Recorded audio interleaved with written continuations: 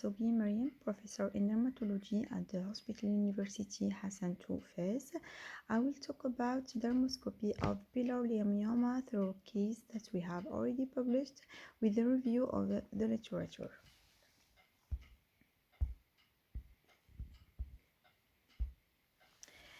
Cutaneous leiomyoma are rare, benign, smooth muscle tumors that comprise approximately 5% of all leiomyomas. They are subcategorized based on the origin of the smooth muscle within the tumor. If it's vascular smooth muscle, that's called angioleiomas. If it depends on a smooth muscle or genital skin, that's called dartoid leiomas.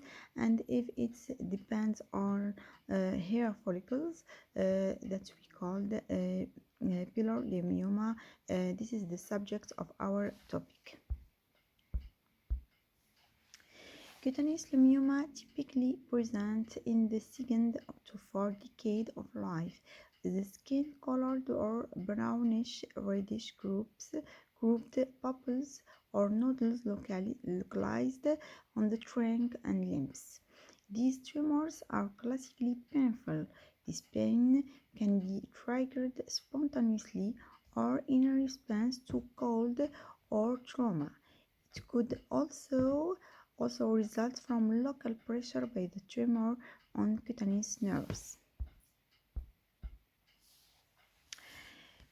Leiomyomas can develop sporadically or present as a part of an autosomal dominant genetic syndrome called Reed syndrome.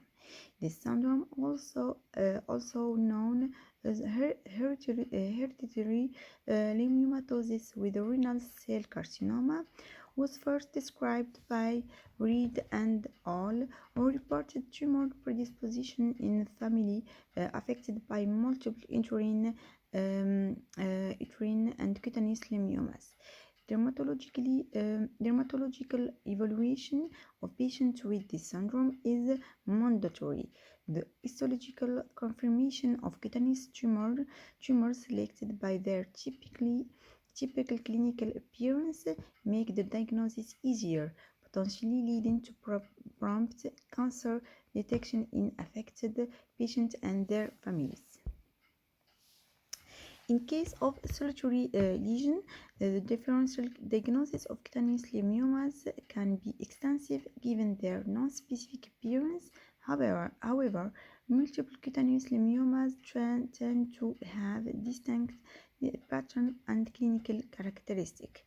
The main differential diagnosis consists of other dermal nodular lesions such as dermatofibroma, eruptive seringoma, glomus tumor, and another tumors of skin.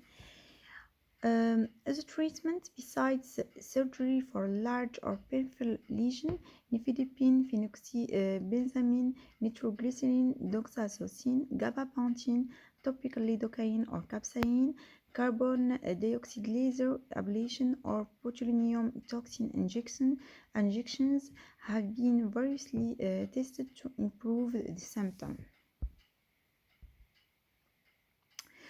So, we will talk about a 6-year-old woman with personal history of uterine fibroma complained from the progressive onset of multiple firm, smooth, flesh-colored erythematous papules and nodules localized on the lateral cervical regions. Dermoscopic examination of all lesions revealed multiple shiny whitish areas distributed homogeneously within a fine network in a single nodule. The histological investigation confirmed Pilar leiomyoma. So, the dermoscopic features of Pilar leiomyomas are not well defined. Only few studies have discussed these tumors' dermoscopy, the largest series being Pilar and al. Studying the dermoscopic features of 48 cutaneous Pilar leiomyoma in 5 patients. This is the finding of the study, and we will see each cases. The first cases showed delicate pigment network and centrally low white area with peripheral network, pigment network, linear irregular crepes and broken pigment network.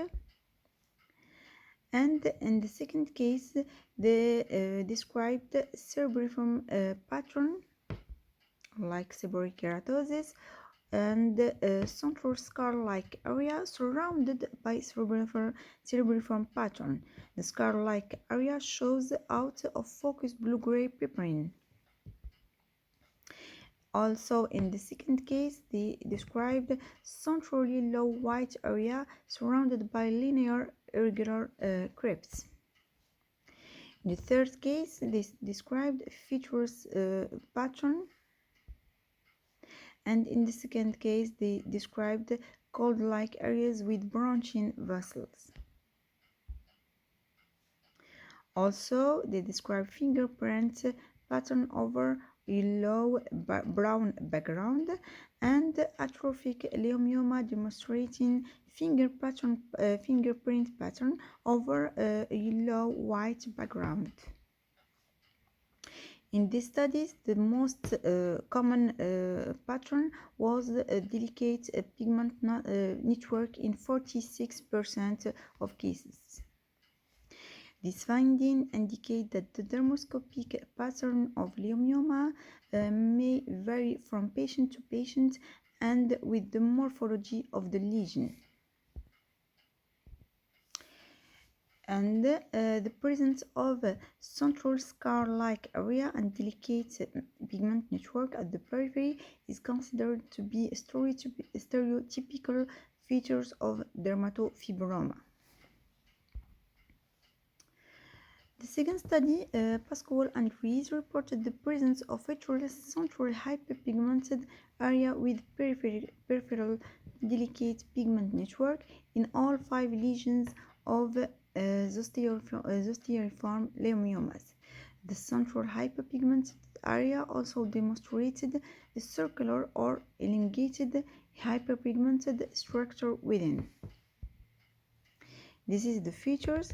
This is at the left the clinical papules located of the left lower limb with zosteariform distribution, and the dermoscopic pattern is similar to that described in dermatofibroma without featureless central hyperpigmented area and then peripheral pigment network.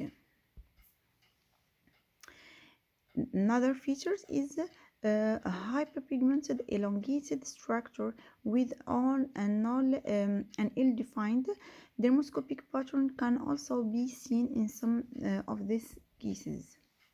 In this study, the conclusion is that dermoscopically piloleiomyoma or Pilar leiomyoma presents similar features of dermatofibroma with the central features hyperpigmented area and delicate pigment network.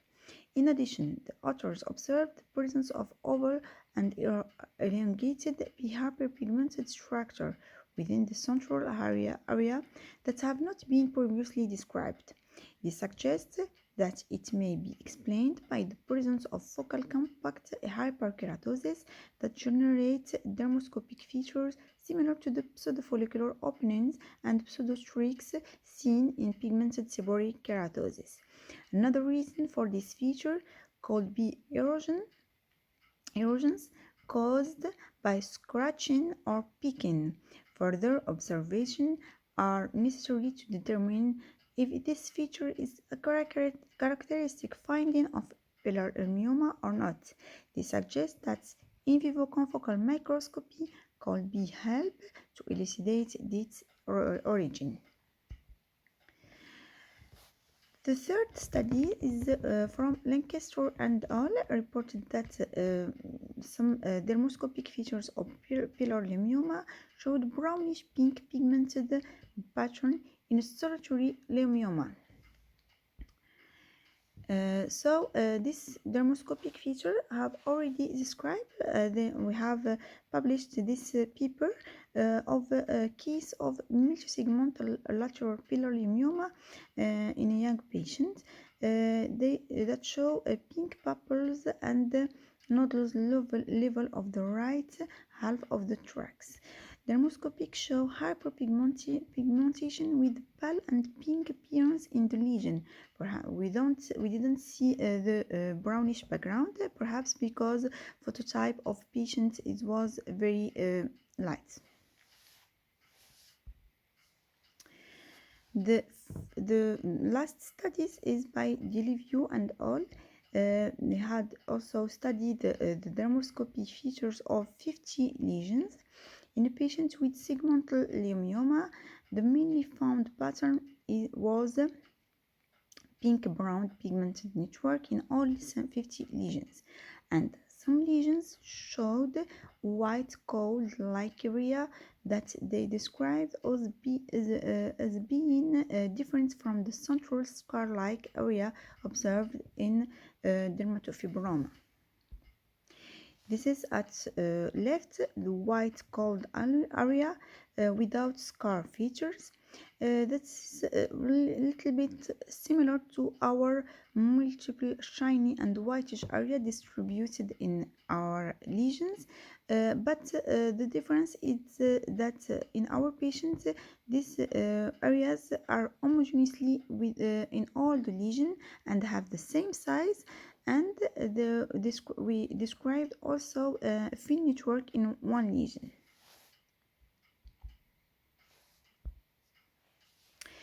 Deliview described in the same patient the presence of dermatofibroma.